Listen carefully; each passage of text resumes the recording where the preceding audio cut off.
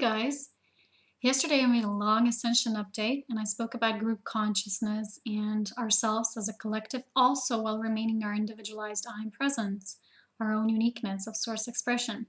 I didn't yet finish everything I wanted to say yesterday because it was already a long enough video, and I was also, because of that, writing about this today. I wanted to get this thing out that was laying dormant, which came through me. And I would like to read you first something that I want to talk about today, and then I would like to further expand on this, okay?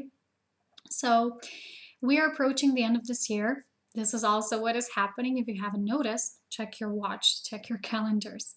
So, I'm guessing everyone is feeling a bit of like feeling of certain life review coming up to the surface. You know, we do this every year, but this year it's more intense because it's like going into direction over the feeling of the whole cycle ending, you know? So as we're coming to the end of this cycle and we have been feeling everything that is resurfacing in this cycle now, you know? So we have been on this journey of preparation, not just this entire year. That's why I say it's different this year, you know, when this life review is coming up to surface. But we've been on this journey for the entire lifetime. Some people, maybe some, depending on your own individual soul journey, many lifetimes, you know, it depends. And I'll speak about this further in this text. Sometimes things seemed rather intense and there were many different challenges, yes, but this was all to trigger a deep cellular DNA and especially soul memory of our skills and divine attributes to be further assessed and applied in our new cycle. So everything that we've been going through, that we've been anchoring, that we've been, you know, coming into realization of, everything that was brought into awareness for now, everything that was strengthened during this cycle is going to be applied into new, but in a way that is most resourceful, most abundant, most prominent, most affecting the greater whole in our unique expression. So this is the important part I wish to talk about today. When we are freeing ourselves from our old ancestral memory, outdated programs that are not aligned with the absolute reality within divine love, limited beliefs, mind control, and further on, many things may resurface. Sometimes we might label these feelings as past life memories, although this is not always the case. Now listen here carefully with me. We mostly associate with this because our human brain capacity is very restricted, you know, in its operability, the way it functions. And this might seem like the only possible option. We say, okay, these are our past life memories, assuming. And many people mention, you know, I've been this and that in the past life, but is this really so? The remembrance of past lifetimes is stored within the entire ancestral line, so the cells of our body hold these records in their memory bank. That is why this memory does not necessarily mean that we are remembering our own life, meaning that which our own soul embodied in a particular lifetime. These memories can also be lives of our ancestors, for all is written in the blood, the cells, and our entire physical DNA makeup, which is now being reprogrammed. What is now happening is that our light DNA is overwriting these outdated programs and experiences that no longer serve us and the whole, for they do not vibrate in frequency of pure divine love within the Creatrix, which is the feminine principle of creation within the matrix. You know, we say matrix is the source of all and the Creatrix is the creation of all. So basically the divine mother aspect, the divine womb of all creation, so to say. That is why it is really important, flying around me right now. That is why it's really important not to label any of our memories and feelings as they're passing through us. Because the moment we identify ourselves with them, we forget who we truly are. And until then, you know, the healing process cannot fully take place. It is not important who's experienced something or, you know, something that seems to come to the surface was, you know, it doesn't matter whether you think of it as your past lifetime or you were this and that in your previous lifetime, because then you're already associating with it, you see. It really doesn't matter. It's not important, for in the collective whole, it is all one anyway.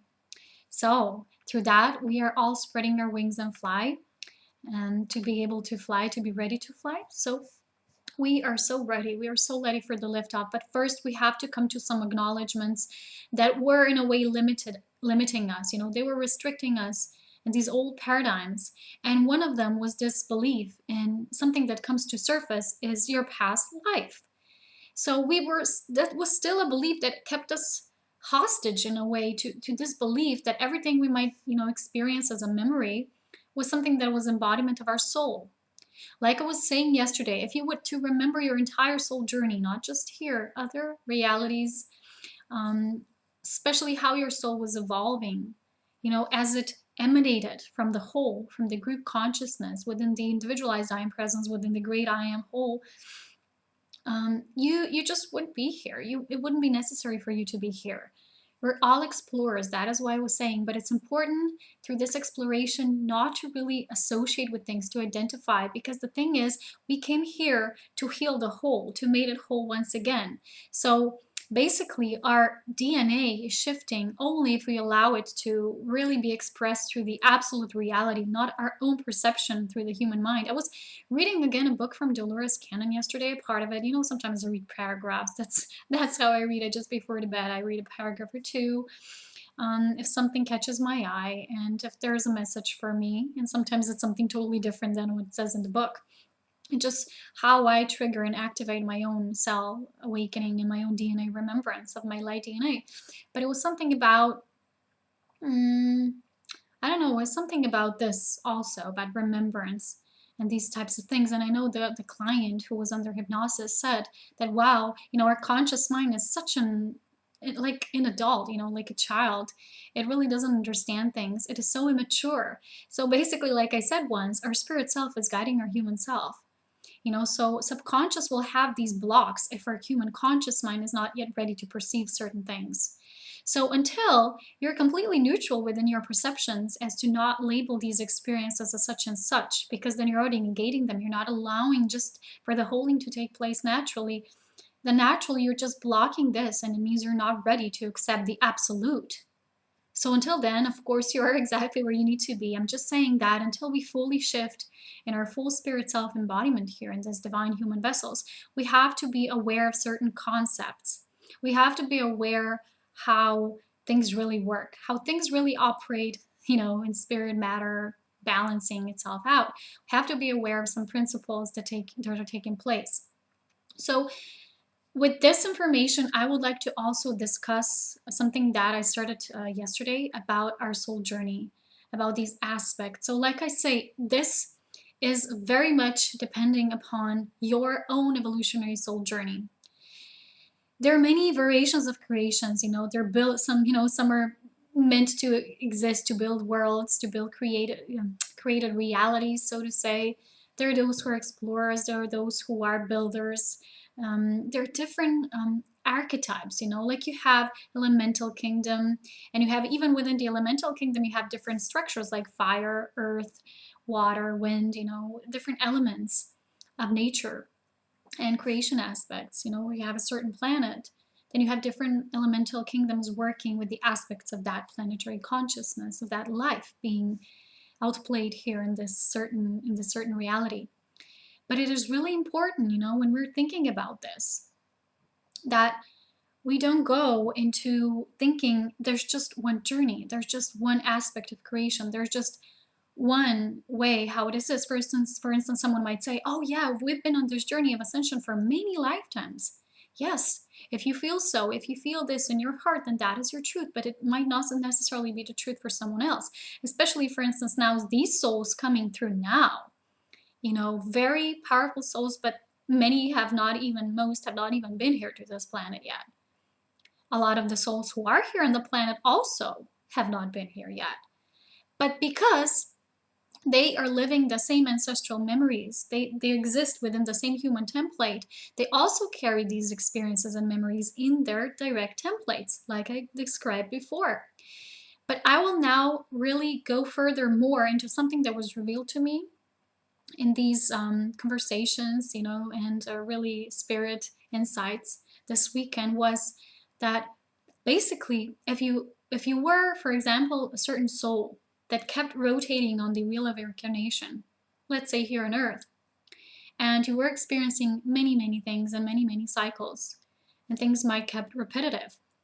The important aspect to discuss here is something that I've already mentioned before, and it's also beautifully, beautifully explained in the book Earth Changes in 2012 from Salva Kelly. And I wanted to find this book in English. I had it in Serbian, and I was browsing through the entire, I think last year, yeah, something like that. And I still have glimpses of it, things that really awaken my own cellular memory and soul remembrance. And it was beautifully explained that there's this issue of soul fragments. And many of you probably heard about this as well. So when some people say, you know, your divine remembrance is much stronger than that one who is in total state of forgetfulness. And there are many layers and stages in between, you know, there's shades of gray. Not everything is always black and white, you know. So the reason for this is there's like this paradox happening here, you know.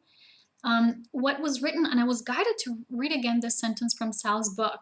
It was due to the, you know, unlimited potential for growth and for the experience of ascension and choosing this ascension journey.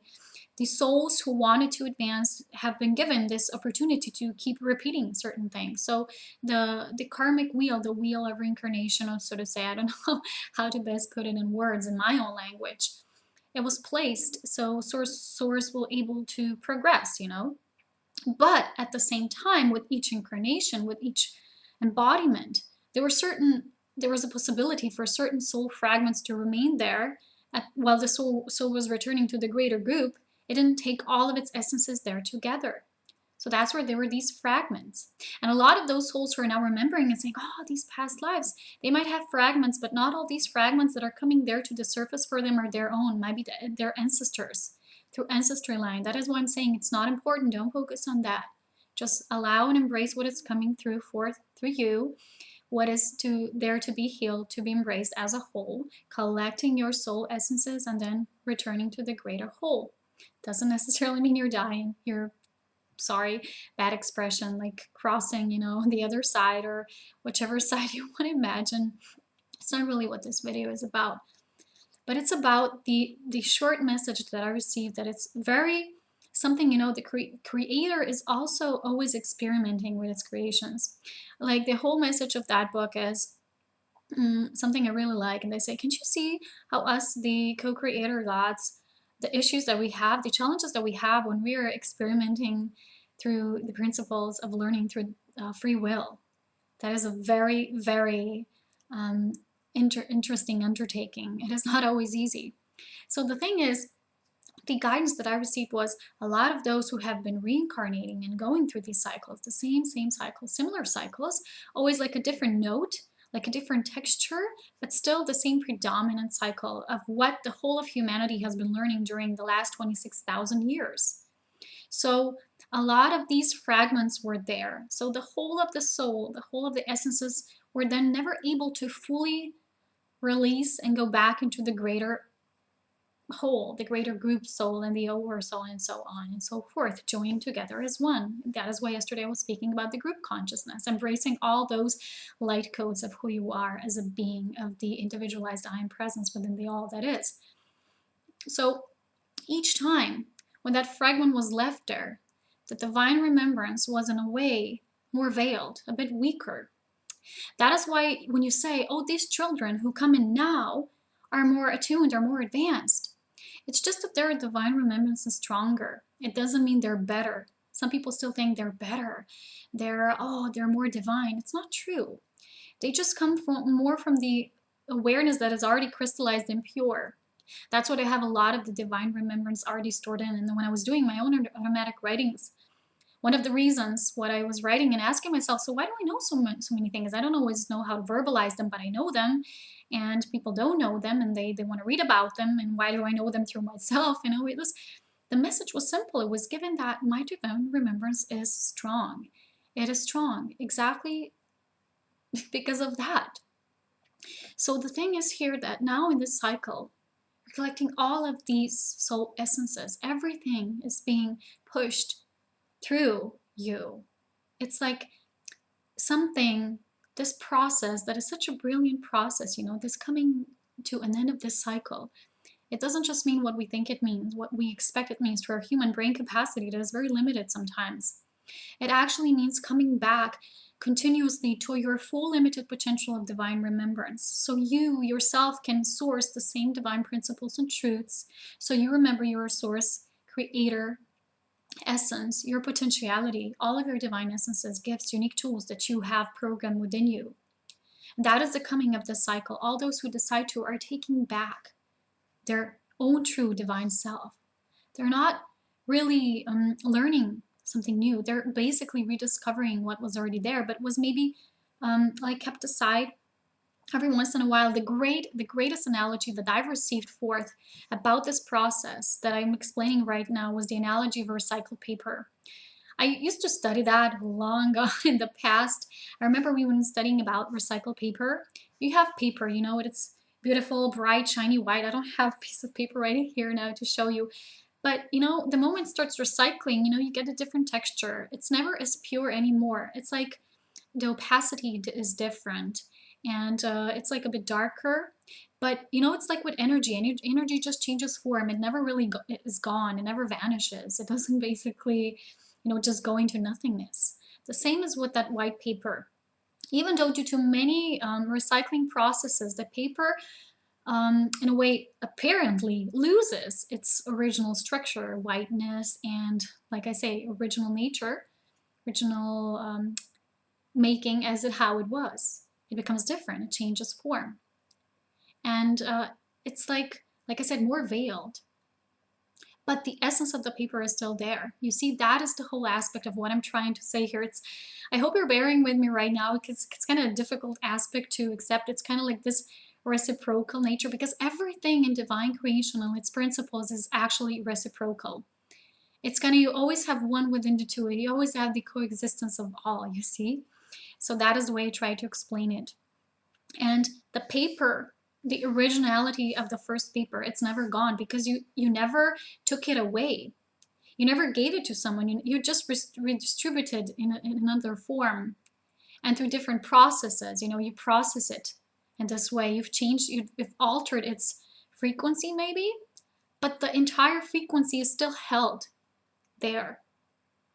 You know, so if we would be as humans to, I don't know, maybe we would evolve this procedure. We would kind of like invent this procedure to return the paper back through certain, I don't know, extractions. We would still get it. So this is the same analogy as what is happening with soul fragments, with certain divine imprints.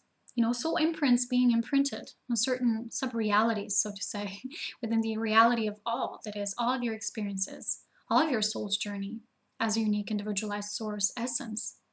But at the same time, you know, it just seems that in a certain lifetime, this divine remembrance might be a bit shadowed, a bit more gloomy, maybe a bit more veiled.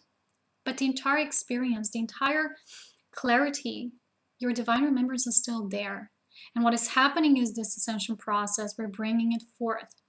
So the only difference with the souls who are maybe coming in as what people label, you know, such as crystals and rainbow children and golden rays and pinks, magentas, I don't know, all sorts of labels here.